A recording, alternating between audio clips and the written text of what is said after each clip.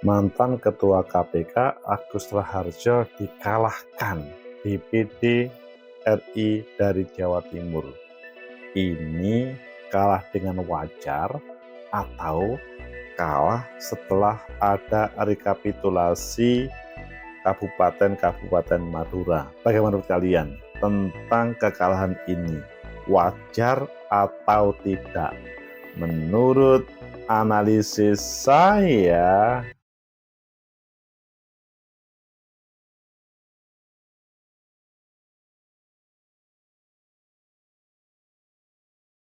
Assalamualaikum warahmatullahi wabarakatuh. Salam sejahtera untuk kita semua. Pecinta masa depan negeri, tegakkan kebenaran, lawan ketidakadilan.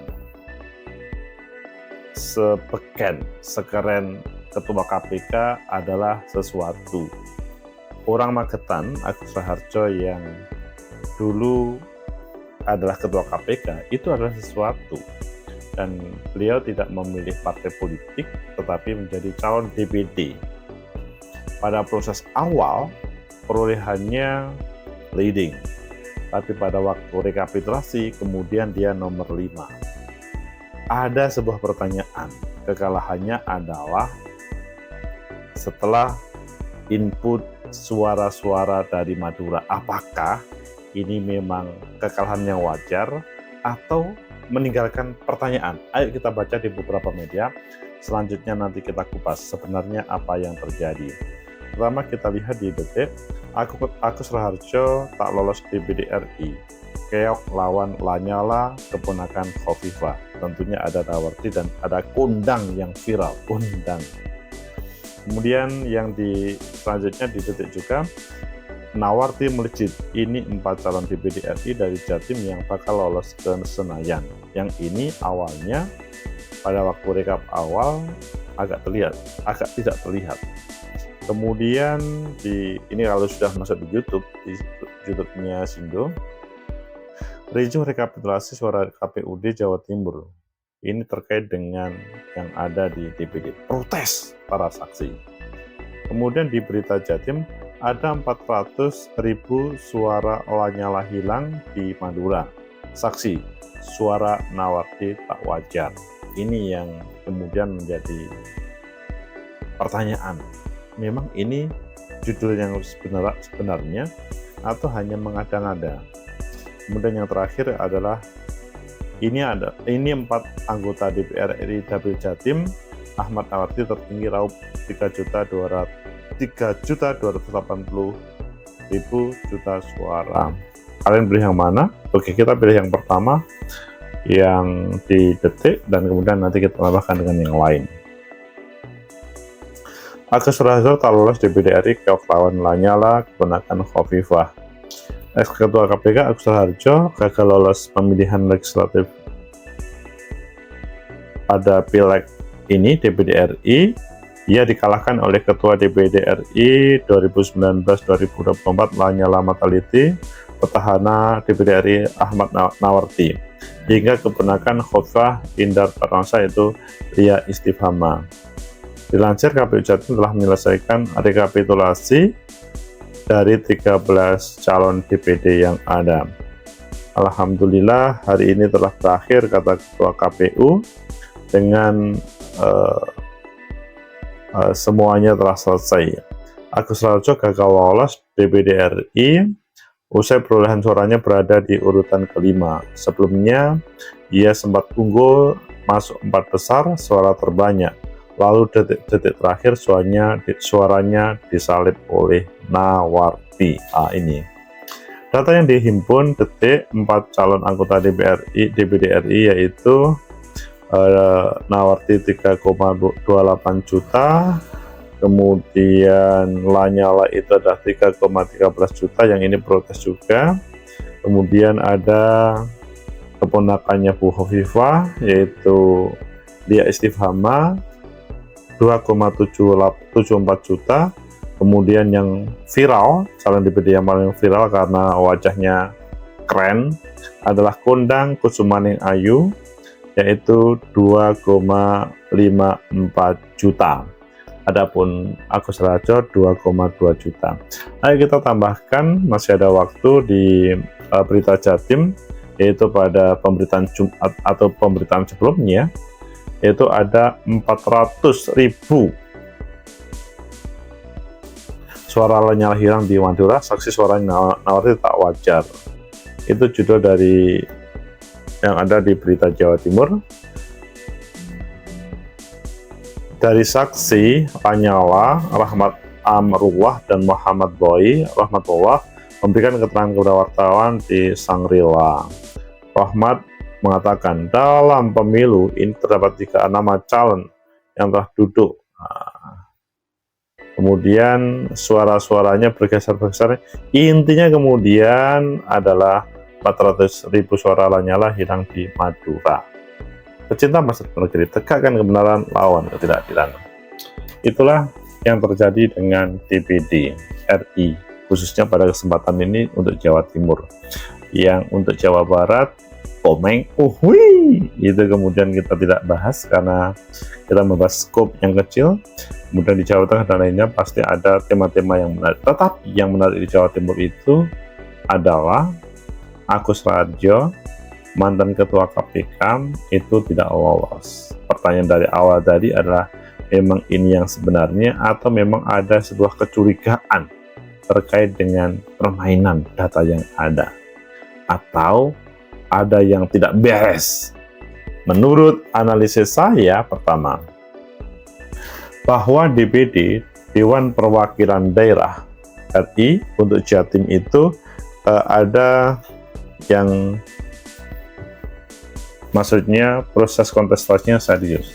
Ada 13 calon dari 4 bakal, atau ada 4 petahana, 3 yang maju, Evi tidak maju, 3 maju, dan Bu Adila Aziz di sini tidak bisa meraih kemenangan, yang meskipun dia adalah petahana. Dan kalau kita melihat apakah memang yang ditampilkan itu adalah hal yang wajar atau tidak, sebelumnya bahwa kemenangan dan kekalahan itu pasti akan terjadi oleh siapapun. Apakah dia petahana, apakah dia pendatang baru, dia berpotensi untuk menang dan kalah. Tetapi kalau kemenangan itu adalah wajar-wajar saja, maka tidak akan ada pertanyaan yang mendalam. Tetapi kalau kemenangannya itu tidak wajar, maka akan ada pertanyaan, ada apa? What's behind the rekapitulasi? Ada apa di balik rekapitulasi ini? Dan di sini adalah penentunya adalah, maksudnya suara-suara yang ada di Madura itu cukup signifikan untuk memenangkan sang calon. Sehingga dalam bahasa kritiknya di Berita Jatim adalah ada 400.000 suara Lanyala yang hilang di Madura. Ini hal yang perlu diklarifikasi menurut saya, supaya apa yang ditetapkan oleh KPU kemarin itu adalah selaras. Apakah ini adalah cukup klaim dari Lanyala atau memang yang sebenarnya? Tetapi bahwa dalam analisa pertama ini adalah incumbent petahana bisa saja bisa mempertahankan. Kemudian yang kedua adalah pendatang baru bisa saja mempertahankan dengan berbagai caranya. Kemudian yang kedua, sebenarnya ini pertanyaan yang harus dijawab dari awal tadi.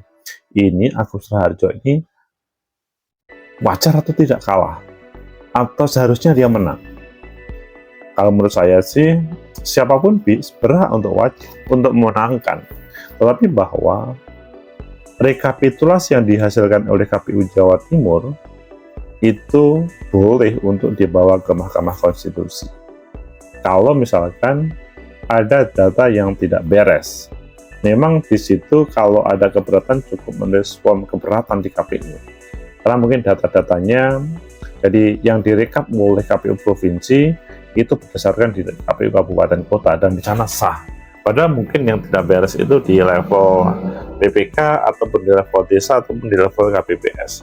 Dan di situ kalau ngomong DPD, taruhlah se-Jawa Timur untuk mendatangkan saksi seluruhnya itu berat. Jadi maka ini si rekap yang kontroversial itu menurut saya menjadi alat bantu. Syaratnya adalah si rekap tersebut memang sudah ada formulir C yang bisa menjadi referensi untuk semuanya. Tidak ada yang bermain-main, karena ada informasi salah satu calon di Sirikap itu di bawah 4, tapi kemudian dia masuk besar.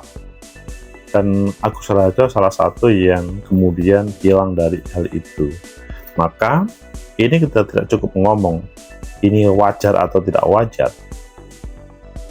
Kalau memang ada data, maka perlu. Lah, mungkinkah setiap calon DPD, taruhlah Agus Raharjo ataupun siapapun, itu mempunyai data formulir C untuk seluruh TPS?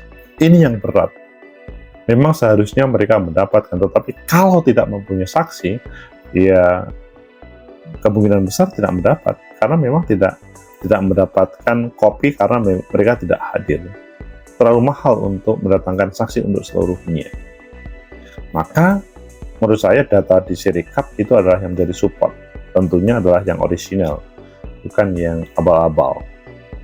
Kemudian yang ketiga, maka solusinya adalah ke Mahkamah Konstitusi.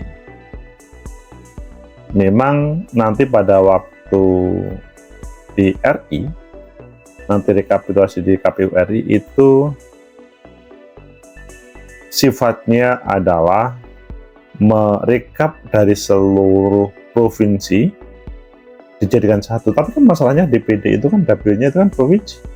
Jadi kan nggak mungkin nama-nama DPD itu ada di provinsi lain. Taruhlah Komeng itu tidak ada yang lain. Taruhlah di Istiqomah itu tidak mungkin yang lain. Maka sifatnya adalah ya sudah ditetapkan oleh KPU RI, KPU Provinsi Jawa Timur, dan kemudian nanti hanya sifatnya mungkin merekap yang sifatnya tidak ada hubungannya dengan kemenangan dan kekalahan, yang sifatnya di RI nanti mungkin tinggal mengesahkan saja. Sehingga kalau menurut saya di sini perlu ada penguatan terkait dengan misalkan ketidakpasan oleh pihak-pihak, salah satu taruhlah Agus Raharjo, karena memang pada posisi ini adalah Agus Raharjo adalah posisi kelima, tipis dengan yang lain, dan dia adalah mantan ketua KPU RI. Pecinta masa depan kita, tegakkan kebenaran, lawan ketidakadilan. Itulah yang terjadi pada rekapitulasi. Mungkin ada sebagian dari kalian percaya atau tidak percaya dengan rekapitulasi yang terjadi, tapi itu adalah yang harus dijadikan sebagai referensi hukum. Dan kalau tidak percaya, maka harus ke Mahkamah Konstitusi, adu data yang dimiliki oleh masing-masing. Kalau tidak ada, maka sebetulnya data KPU itu yang menjadi pedoman, dan tentunya data KPU yang orisinal. Kita menunggu data yang sebenarnya, bukan data-data yang taruhlah diubah-ubah oleh orang atau oknum-oknum yang tidak bertanggung jawab. Ini bukan masalah mantan ketua KPK atau dengan petahana atau calon baru, tapi adalah pencarian kebenaran itu penting.